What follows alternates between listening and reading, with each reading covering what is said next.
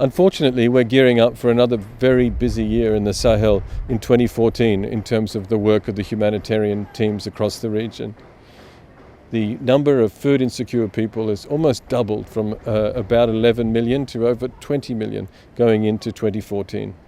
The number of children that are acutely malnourished, under 5 years old, remains stubbornly high. Almost 5 million children again in 2014 that are going to need urgent help.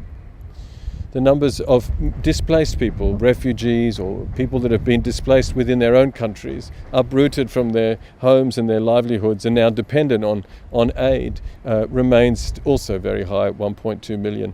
Then we're uncertain about what the future will bring in terms of epidemics, in terms of pests like locusts, in terms of flooding, which is also a very real hazard across all of the countries of the region. Some big changes in the new strategy that are pretty significant. For the first time, we are shifting from a 1-year to a 3-year planning horizon, so we can work more systematically around some of these problems. Secondly, for the first time ever, we've really reorganized our approaches to come at these different problems like flooding or epidemics or malnutrition in a much more multi-sectoral way. So each of our sectors have really been come together to plan for a particular type of problem. So we come at it from all the different angles necessary. And for the first time, we've really explicitly put a priority on partnering up with governments and with development investors to make sure that they, for their part, are really addressing the underlying drivers of that vulnerability, these structural problems that are making people poor and vulnerable across the Sahel.